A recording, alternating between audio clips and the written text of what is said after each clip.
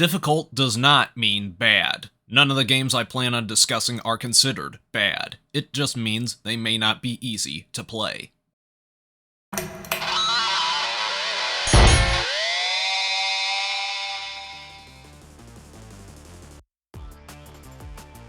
Ahoy there, and welcome to Too Hard For You, where we break down games in the racing genre that can be considered among the most difficult to play. Difficulty cannot be attributed to the following. They cannot be difficult due to bugs and glitches, like with Need for Speed Undercover. They cannot be related to the control scheme, like with Midway Arcade Treasures 3. And they cannot be influenced by real-world money, like with Asphalt Legends. Before we begin, I want to apologize real quick. I've got some congestion going on at the time I'm recording. Today, we're looking at one of the biggest racing games, if not the biggest, of the 6th generation, Gran Turismo 4.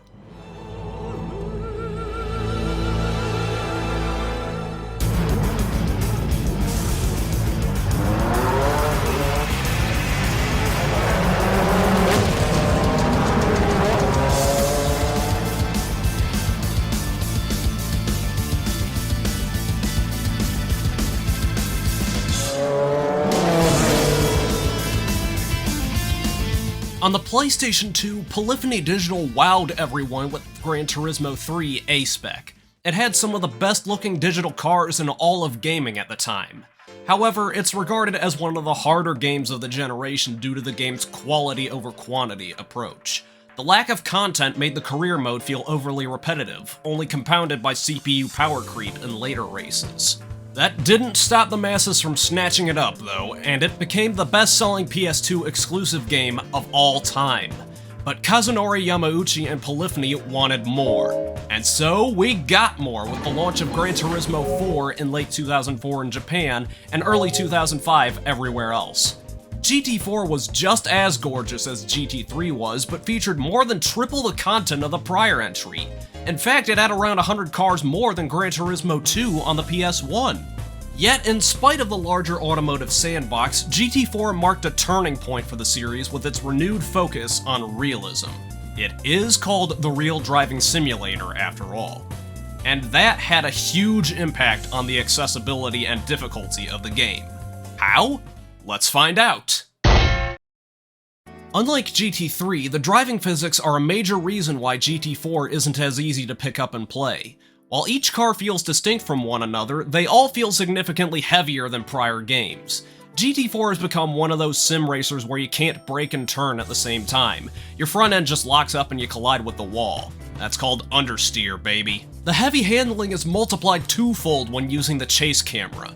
In the first few GT games, the chase camera was somewhat loose, allowing you to easily control the car from that perspective. In GT4, however, the chase camera was stiffened significantly to the point where the car barely pivots when turning. It's not great for a sim racer, but it's a chase camera Polyphony stuck with for the rest of the series, apart from the PSP game. Oh, and the dirt physics are really slippery and hard to get a grasp on. I almost forgot about this because I rarely do rally events in this game because of, well, how slippery they are. There's nothing wrong with the control scheme, but it feels like the game wasn't designed with the DualShock 2 in mind. It feels like it was optimized for the Logitech racing wheel designed for this game. I don't have the money or space for a wheel, so I have to go with a controller for this game. If you're playing this game on an emulator, you may not have the best experience, as no modern controllers have pressure-sensitive buttons. Even the analog triggers of a modern controller have too high of a sensitivity to be useful in PCSX2. And yes, before you point it out, there are mods available that tweak sensitivity for controllers and loosen the chase camera.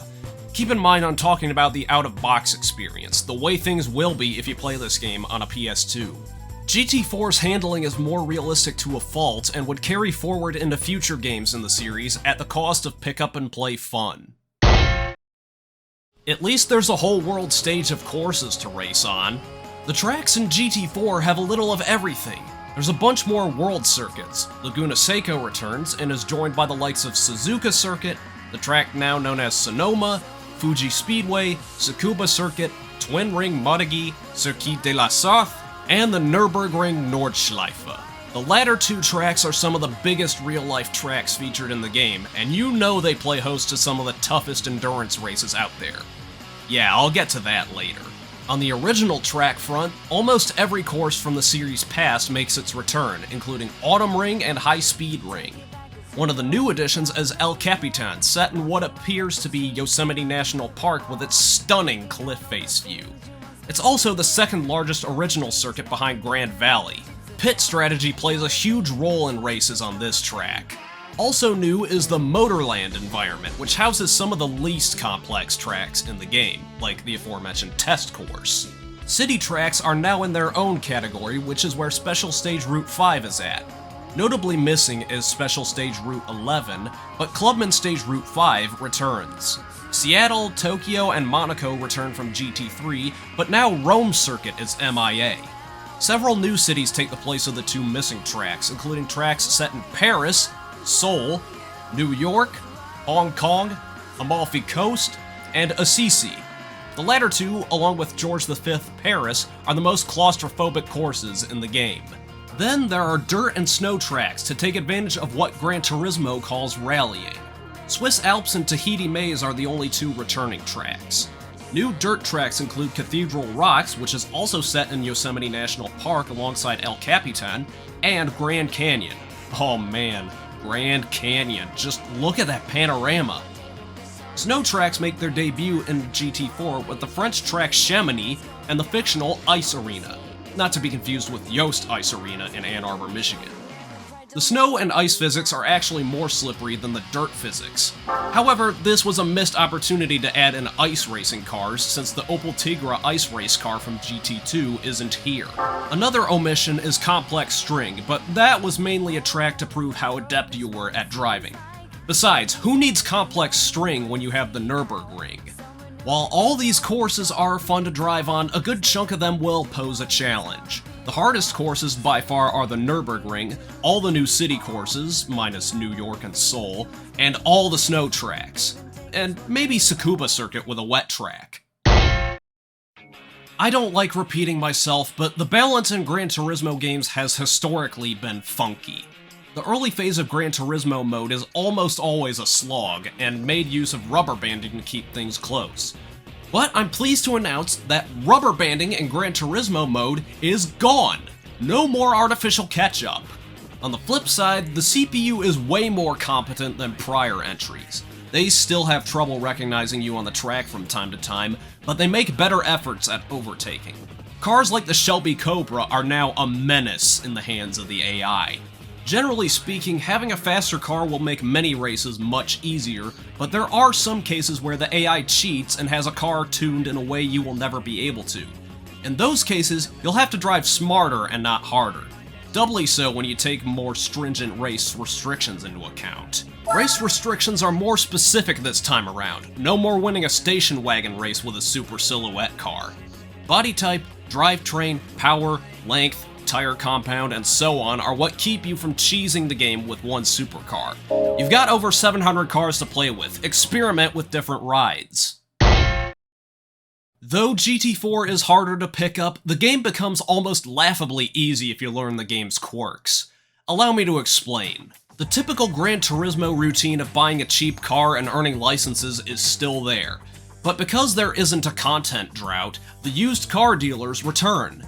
Now you can pick up cheap second-hand cars at prices that I can only dream of in today's money. However, you only start with 10,000 credits this time around. Your first car is likely going to have high mileage when you get it, so you better hop on down to GT Auto and give GT guys some oil hydration.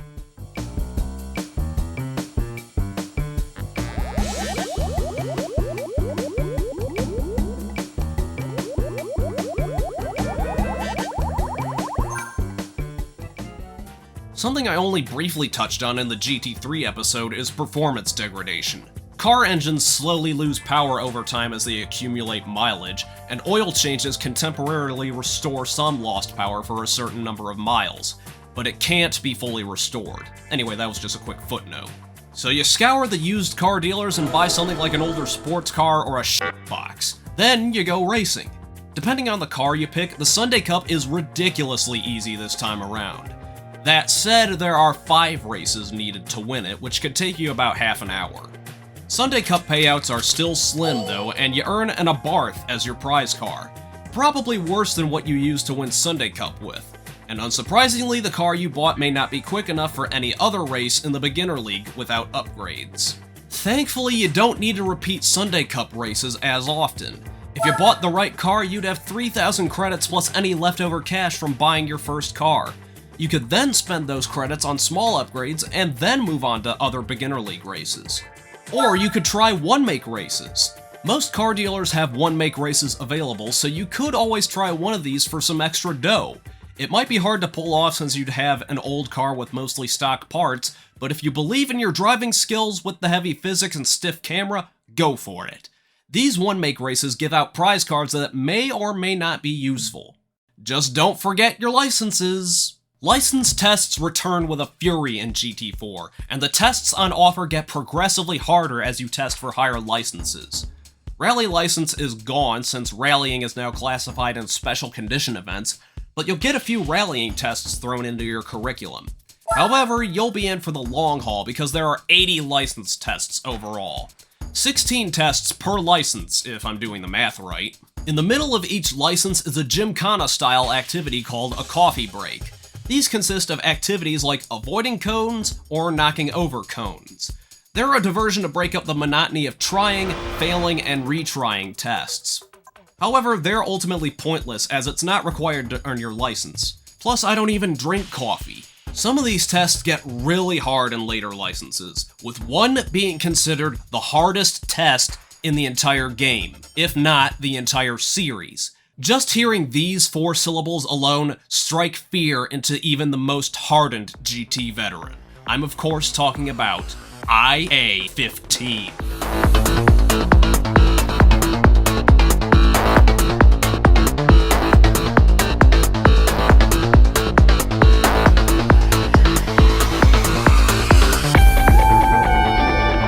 The 15th test in International A license is a one-lap guide run around the Nürburgring Nordschleife in a Mercedes-Benz 190E.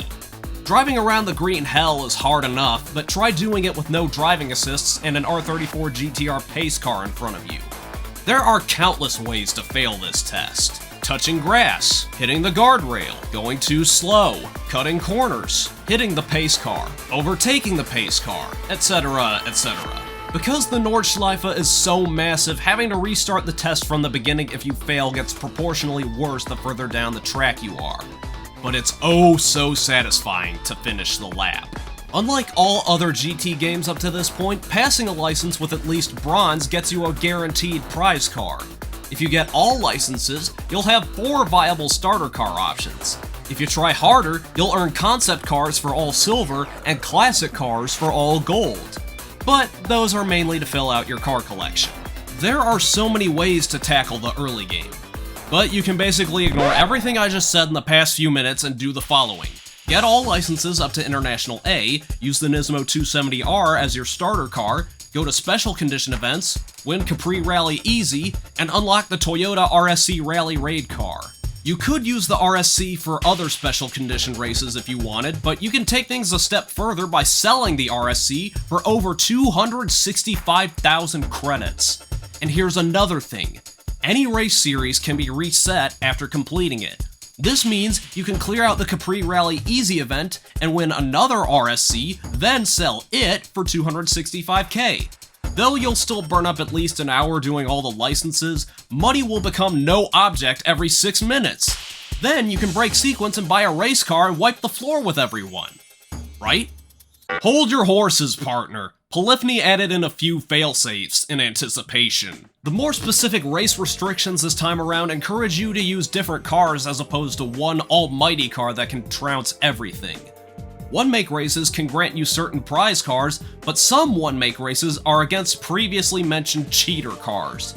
Speedster Trophy is the first thing that jumps to my mind because your prize for beating the cheatin' speedsters is the 1994 Opel Calibra DTM touring car. The Screamin' Calibra, as I like to call it.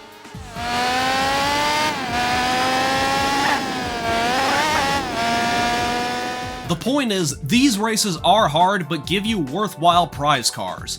And just so you know, there's more one-make races in the game than there are campaign races. The other failsafes are progression milestones. You can access the Professional League from the start, but you can't compete in the Gran Turismo World Championship until you've beaten every race in both beginner and professional leagues, apart from that one. In order to compete in extreme and endurance races, you have to complete all beginner and professional events, and have a game completion rating of at least 25%, respectively. Because there's a lot to do in GT4, it'll take several days to reach that percentage. And I haven't even gone into the races themselves.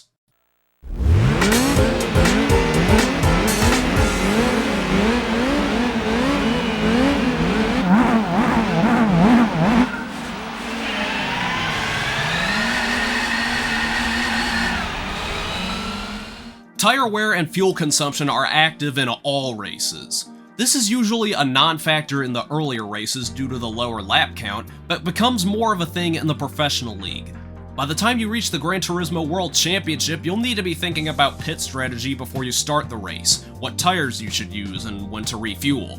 Or if you're somewhat lazy, you can hand off control to the CPU in B-Spec mode. B-Spec puts you in the role of a racing crew chief as you give the CPU driver instructions on pacing and overtaking. The B-Spec robot doesn't have a lot of skill, but it learns over time. B-Spec comes in handy in the later game as you can switch between manual A-Spec control and automatic B-Spec control during pit stops. Either that or fast forwarding to cut the 24-hour endurance races to around 8 hours. You heard that right. There are 24-hour endurance races, appropriately taking place at the Nürburgring and Circuit de la Sarthe. Yes, the Le Mans circuit. Since I never have 8 hours in a day to devote to a single game, let alone 24 hours, I never touch endurance races. If there's any takeaway from everything I've discussed, the difficulty curve of GT4 is that of a smooth slope. It starts somewhat easy, gradually gets harder over time, and plateaus once you've reached endurance and endurance-adjacent races. Just how it should be. If you do end up reaching that peak, you might want to consider a career as a professional racing driver. With the changes to the driving physics, Gran Turismo 4 requires more serious dedication to get good at. The physics alone are why I don't consider this game to be my personal favorite in the series. However, if you do put in the time to master the handling, there's a vast automotive sandbox to play around with. If you mess around long enough, you'll find ways to make the early game a cakewalk. The mid-game, on the other hand, really starts to push you until you eventually go overboard with endurance races. On top of that, the high volume of content can leave you feeling lost at times as you wonder what to do next. And that's why I rank Gran Turismo 4 in the very hard yet manageable tier below Gran Turismo 3. While I find it easier overall than Gran Turismo 3, the smoother difficulty curve is offset by the handling model and the overall time it takes to complete races. But because it's got so much content to screw around with, there's a good reason why many GT fans call GT4 their favorite in the entire series. The abundance of cars would prove to be a blessing and a curse in the PS3 era.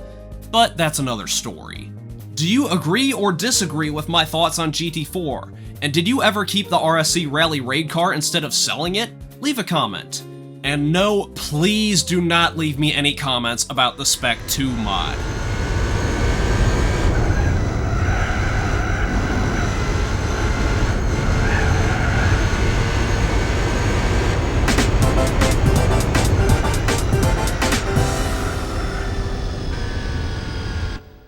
This has been Squiddy the Kid signing off. Like, comment, subscribe, and all that jazz.